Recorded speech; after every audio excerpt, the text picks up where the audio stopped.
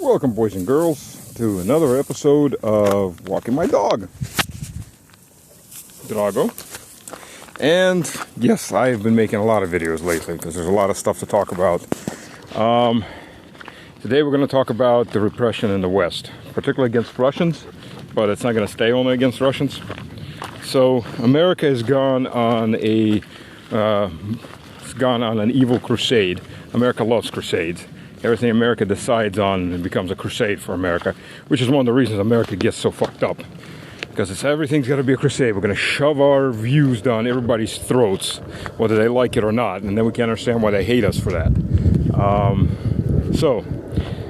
There's been a lot of arrests all over Europe, all over other places, all indicted by the U.S. government, particularly against programmers, particularly against cryptocurrency programmers from Russia, who happen to mostly be in the West at this point, because most of those programmers are liberal and stupid.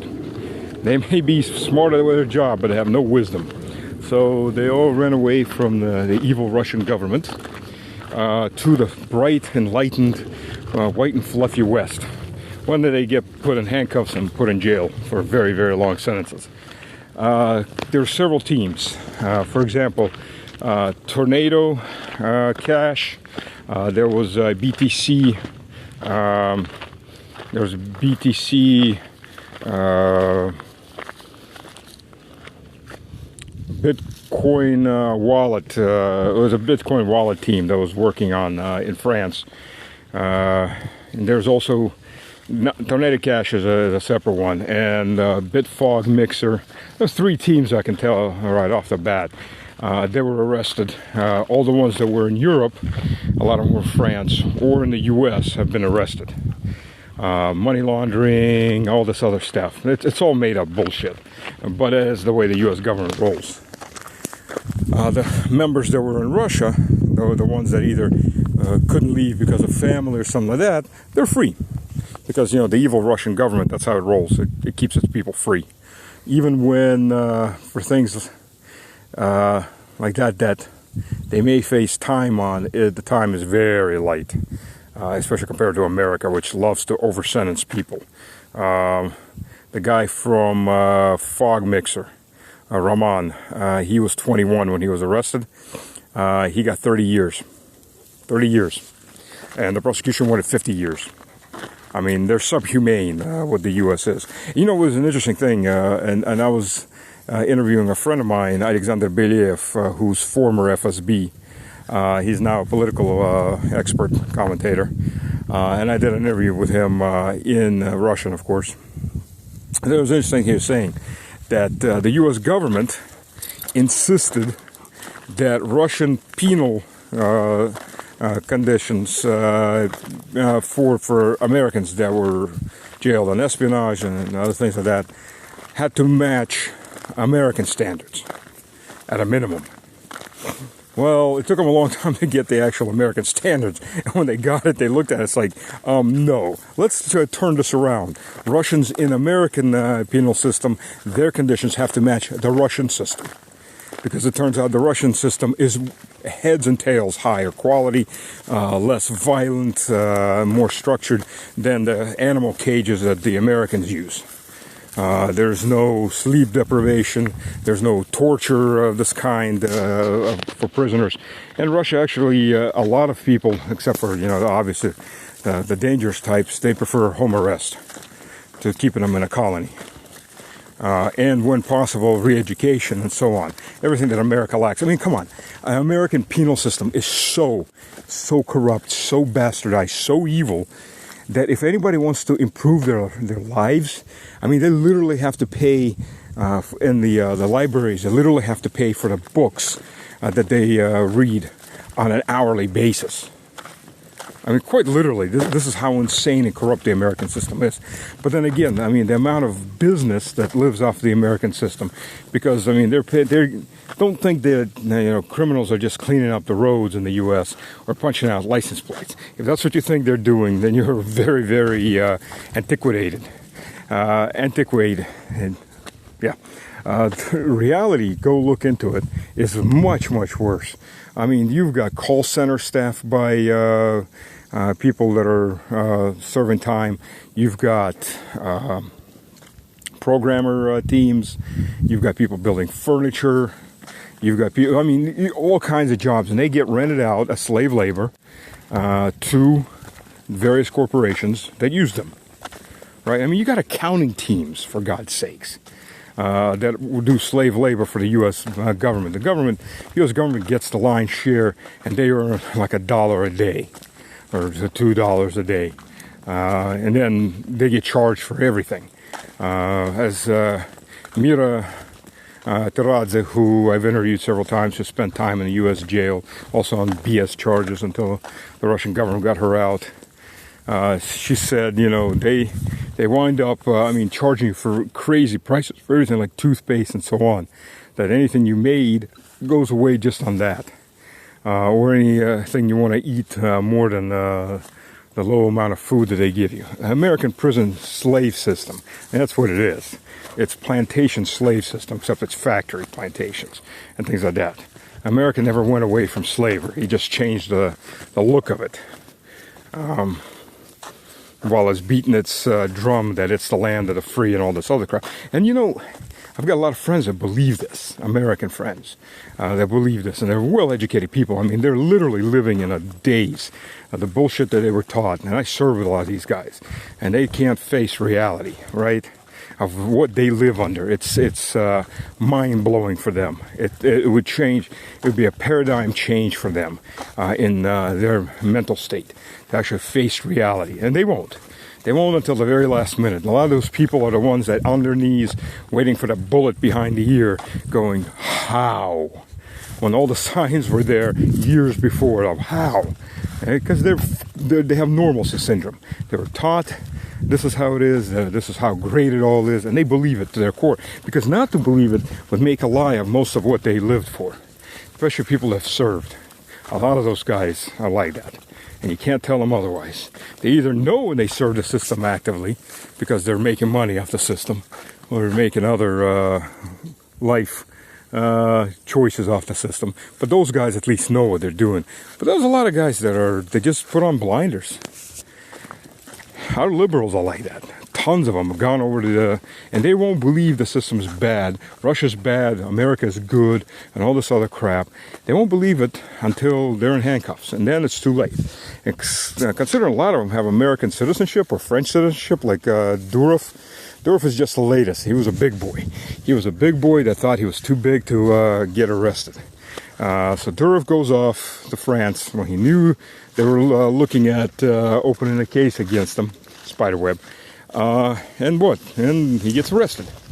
He's a French citizen, so the Russian, he's got dual citizenship. Well, maybe he's got a bunch of citizenships. So the Russian government can't do much for him. Just like the people in the U.S. I've got a friend in the U.S., and this guy I would never call a liberal, but he has dual citizenship with the U.S. He went back to the U.S., to Salt Lake City, with his wife and kid, new wife, a kid that just got born, and so for 3 years, for his wife to get citizenship. So while he was there, he was a partner in a logistics company, right? He got arrested. Well, I'm sorry. He got both his passports confiscated, the U.S. and the Russian passport, which, by the way, technically is illegal because the U.S. government does not own the Russian passport. It's government property of the Russian government. But the U.S. government doesn't give a damn about any laws it ever signs, international laws. It does whatever the hell it feels like, especially inside its own borders. And screw any treaties the U.S. ever signed. I mean, come on. This is a country that signed over 200 treaties with the Indians that broke all of them. Half of them were broken before the ink ever dried. I mean, you're going to trust this kind of government? Seriously? It backstabbed its French allies during the American Revolution instantly. And its Spanish allies that helped it win independence. I mean, this is the type of, this is the elite that you're dealing with, the real elite. Not the BS little pretty stories. So let's go on. So for 3 years he couldn't leave. He wasn't indicted, but he was under suspicion. And I talked to him the other day. He's waiting sentencing. So here's his situation. He, 4 other Russian guys, and an American guy all opened up a logistics company. For 6 years, it was running. Everything was fine. And then they cashed out. They closed the company because he was planning on coming back to Russia. They closed the company, got their money out, and he and the 4 other Russian guys got indicted. The American guy, who was the CEO of the company, is still working fine, money not touched. They all had their cash assets confiscated. He spent 3 years waiting for indictment. Now he's waiting for sentencing. I told him, look, I don't know if you're facing reality, but your American partner there rolled over on you guys. Whatever it came, it's a witch hunt against Russians to begin with. So, what was the charges? And he tells me wire fraud. Like, you're transferring money? No. I invested money in a company, we closed the company, sold it, and I got my share as an investor. And I didn't have even a chance to transfer any of it to Russia. So there was no wiring even involved in wire fraud. So what did they use for evidence? Then they had almost no evidence. Well, more likely they had a secret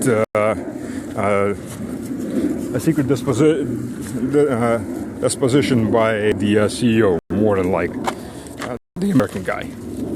So then the jury decided that he was guilty. So he's looking at 5 to 7 years. I've known the guy for a long time.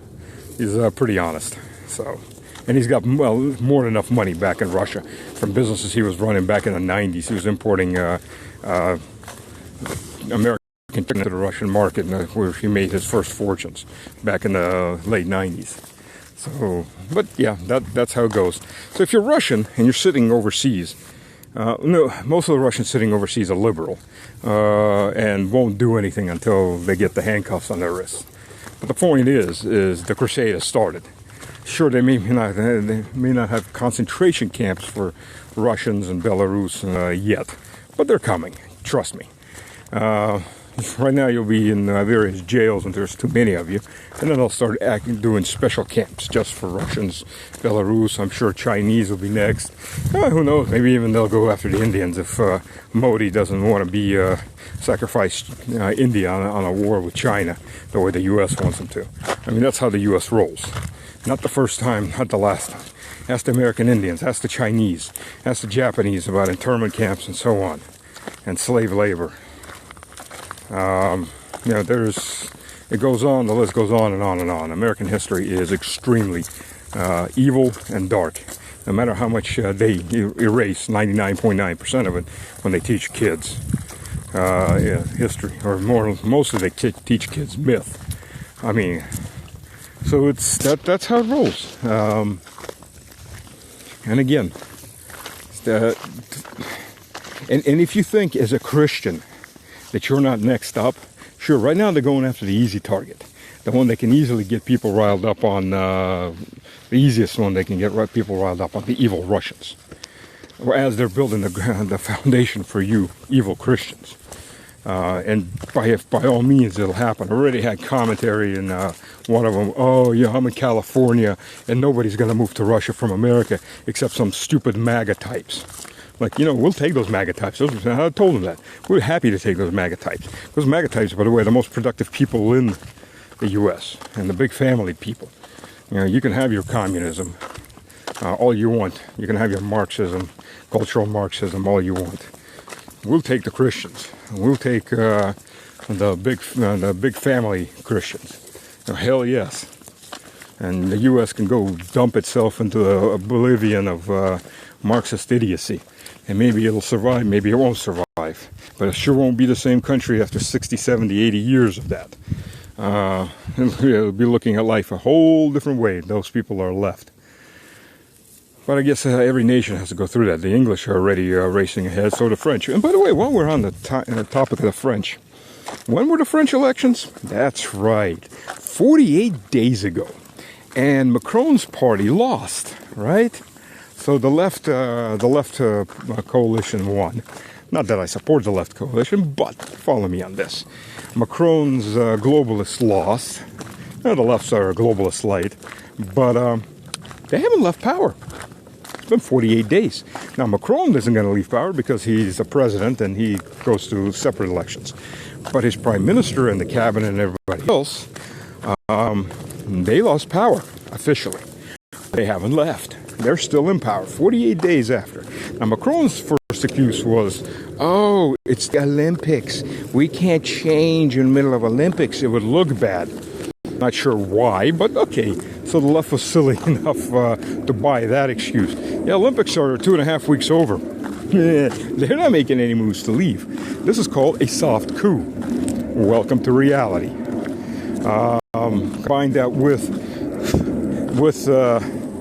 the left being, the globalists are more than happy to arrest anybody and never.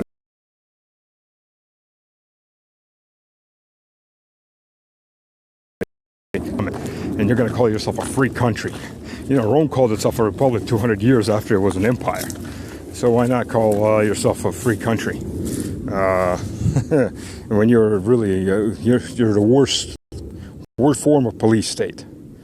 But that's how it runs. There you go, ladies and gentlemen. That's how it runs. So Durov. Durov is, of course, he's an idiot. First of all, though, let's take a step back. Now, Durov has French citizenship. Pavel Durov. Now, he didn't live 5 years in France. He didn't go through the French exams, but he's got French citizenship. So somehow or other, he got his citizenships. Gotta wonder. He probably didn't buy it because France doesn't particularly sell its citizenship. So